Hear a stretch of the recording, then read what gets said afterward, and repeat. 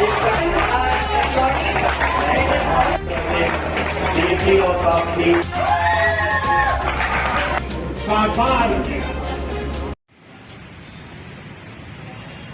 are approaching the vertical descent phase 2, which will have the lander module hovering at nearly 150 meters. We can see the Honorable Prime Minister, Shri Narendra Modi ji, who is here to encourage us, and he is critically looking at the visuals.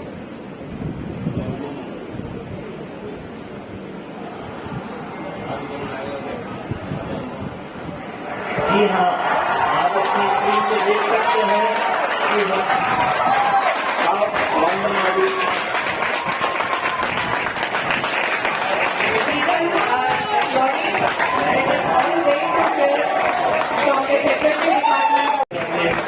DAP और काफी चंद्रमा की सतह पे land हो चुका है।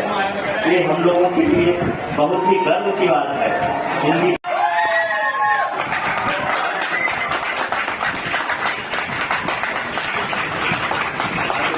चांद पर उसे साकार किया। ब्रिक्स समिट में हिस्सा लेने के लिए दक्षिण अफ्रीका में, लेकिन आज का क्षण भारत इतिहास में नहीं, मानव इतिहास में भी एक अहम भूमिका निभाएगा। और जैसे प्रधानमंत्री साहब ने कहा कि साउथ पोल पे चांद के हम पहले देश हैं जो पहुँचे हैं सॉफ्ट लैंडिंग के द्वारा। ये एक ऐसा अचीवमेंट है जो पूरी दुनिया हमें बहुत ही आशापूर्ण निगाहों से देख रही है।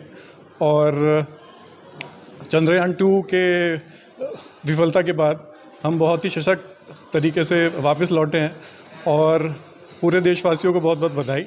और इसके आगे जैसे प्रधानमंत्री साहब ने कहा, मार्स और सैटर्न हमारी पहुंच से अब दूर नहीं है। Thank you. सबसे पहले तो मैं सभी देशवासियों को और हमारे जो साइंटिफिक कम्युनिटी है उसको मैं बधाई देना चाहूँगा इस गौरवान्वित क्षण के ऊपर। ये ऐसा क्षण है जो अगर मैं याद करूं डॉक्टर विक्रम साराभाई को, जो भारतीय अंतरिक्ष कार्यक्रम के जनक माने जाते हैं, 1947 में कैम्ब्रिज से वापस आने के बाद जब उन्होंने जो सपना देखा था कि भारत अंतरिक्ष के क्षेत्र में किसी भी दूसरे देश से दूसरे नंबर पर ना हो, तो मुझे ऐसा लगता है कि आज वो सपना वाकई साकार हो गया। और वो जो सपना साकार हुआ है वो इस तरह से कि अगर साउथ पोल पर जब हम सॉफ्ट लैंडिंग की बात करते हैं मून के, तो वो अपने आप में एक ऐसा क्षण है, एक ऐसा प्रयास था जो अब तक कोई भी देश नहीं कर पाया।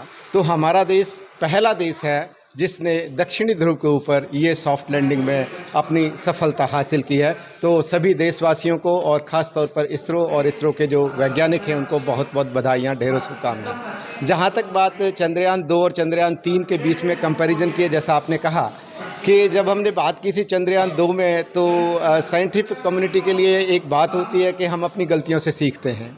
तो चंद्रयान 2 के अंदर जो बूस्टर्स लगे हुए थे, आप जानते होंगे कि 5 बूस्टर थे, तो उनमें से बूस्टर्स की जो थोड़ी एक बूस्टर ने माल फंक्शनिंग की थी। उसके बाद में अभी जो नया वाला जो चंद्रयान 3 है उसके अंदर 4 बूस्टर लगाए हैं 800 नैनो न्यूटन जो कैपेसिटी के, और वो थ्रॉटलेबल हैं। थ्रॉटलेबल का मतलब ये होता है, थ्रॉटलेबल का, कि उनको एक दूसरे के कंपैरिजन में ऑटो लर्न करके उनकी जो बूस्टिंग कैपेसिटी है उसको वेरी किया जा सकता है। तो ये बहुत ही अच्छा एक प्रयास था इसरो का। उसके साथ साथ में जो दूसरा उन्होंने चेंज किया कि हमारा जो सॉफ्टवेयर था उसमें थोड़ा फेल्योर था, जो चंद्रयान 2 था, तो वो सॉफ्टवेयर फेल्योर भी इस बार दूर किया। और जो तीसरी सबसे इंटरेस्टिंग बात थी कि जो सेल्फ लर्निंग कैपेबिलिटी, जैसे आपने देखा होगा कि जब ये 100 मीटर के ऊपर था तो थोड़ी देर के लिए उसने हावर किया चंद्रयान 3, उसने विक्रम लैंडर ने।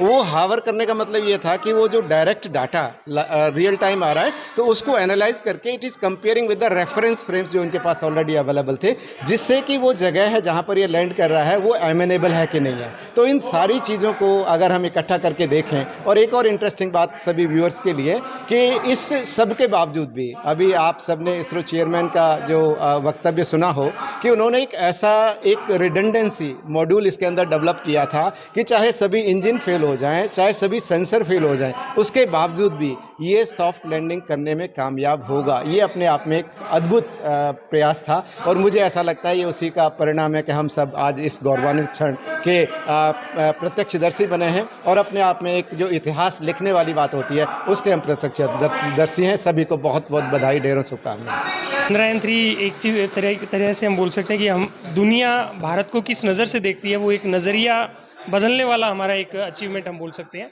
कि जैसे अभी प्रधानमंत्री जी का भी अगर भाषण सुना हो तो उन्होंने एक वर्ड यूज़ किया, विकसित देश। तो किसी न किसी तरीके से हम उस ट्रैक लाइन के ऊपर आना स्टार्ट हो रहे हैं साइंस एंड टेक्नोलॉजी के मामले में। और ये एक दिन का एफर्ट नहीं होता, सालों की मेहनत है। हमारी जो साइंटिफिक कम्युनिटी है उनकी देन है कि अब हमें दुनिया अलग नज़र से देखे, भारत की ताकत का लोहा माने, भारत की ताकत को माने और भारत को एक विकसित देश के रूप में स्वीकार करें उस राह में। और जैसा कि अभी बताया कि साउथ पोल पर सॉफ्ट लैंडिंग के ज़रिए पहुंचने वाला भारत पहला देश है।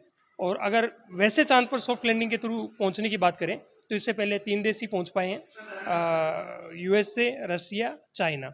और अब हमारा देश उस कैटेगरी में चौथे नंबर पर आ रहा है। लंबा संघर्ष रहा और पूरी बिल्कुल लंबा संघर्ष। जैसे कि अभी अगर आपने देखे तो चंद्रयान-2 है, उसका ऑर्बिटर आज भी काम कर रहा है, लेकिन फिर भी कहीं ना कहीं हमारे दिल में एक चीज़ थी कि वो मिशन कहीं ना कहीं एक अधूरापन रह गया उसमें।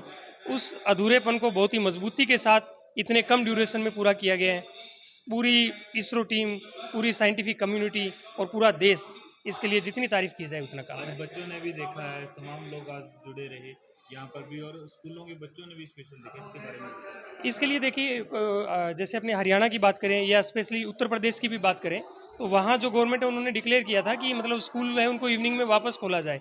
तो ये जैसे मतलब राष्ट्र प्रेम, राष्ट्र को प्यार करने की जो भावना है और उसके लिए तो समर्पण तय करने की जो चीज़ें हैं, मानक तय करने की जो चीज़ें हैं कि साइंस और टेक्नोलॉजी में मुझे कुछ करना है, मुझे अपने देश को आगे लेकर के जाना है, ये प्यार कौन सी उम्र में उमड़ेगा, कब उमड़ेगा? ये हमारे पास इस तरीके की इवेंट्स होते हैं जब हम वो देशभक्ति का जज्बा बच्चों में जनमानस तक भर सकते हैं।